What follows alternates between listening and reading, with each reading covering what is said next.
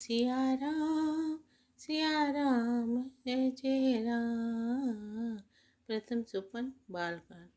श्री रामचंद्र जी की कथा हाथ की सुंदर ताली है जो संदेह रूपी पंछियों को उड़ा देती है। फिर राम कथा कलयुग रूपी वृक्ष को काटने के लिए कुल्हाड़ी है। हे गिरिराज कुमारी, तुम इसे आनंद पूर्वक सुनो। वेदों ने श्री रामचंद्र जी के सुंदर नाम, गुण, चरित, जन्म और कर्म सभी अनगिनत कहे हैं। जिस प्रकार भगवान श्री रामचंद्र जी अनंत है, उसी तरह उनकी कथा, कीर्ति और गुण भी अनंत है। जो तो भी तुम्हारी अत्यंत प्रीति देखकर जैसा कुछ मैंने सुना है और जैसी मेरी बुद्धि है, उसी के अनुसार मैं कहूँगा। हे पार्वती, तुम्हारा प्रश्न स्वाभाविक ही सुंदर, सुखदायक और संत समस्त है और मुझे तो बहुत ही अच्छा लगा है।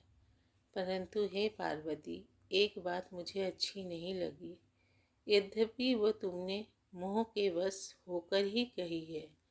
तुमने जो ये कहा कि वे राम कोई और है जिन्हें वेद गाते और मुनिजन जिनका ध्यान धरते हैं, जो मोह रूपी पिशाच के द्वारा ग्रस्त है, पाखंडी है, भगवान के चरणों से विमुख है और जो झूठ सच कुछ भी नहीं जानते, ऐसे अधम मनुष्य ही इस तरह कहते सुनते हैं।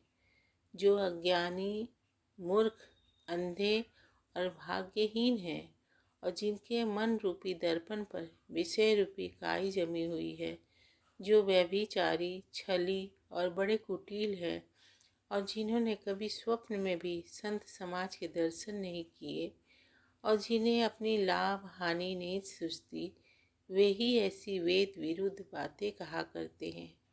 जिनका हृदय रूपी दर्पण मैला है और जो नेत्रों से ही हीन है, वे बेचारे श्री रामचंद्र जी का रूप कैसे देखें।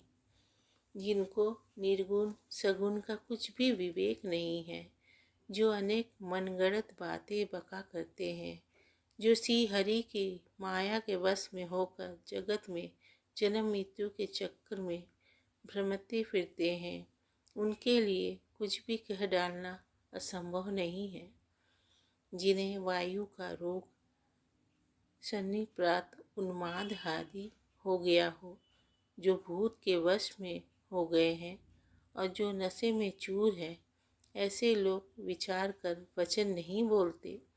जिन्होंने मोही रूपी मदिरा पी रखी है, उनके कहने पर कान ना देना चाहिए।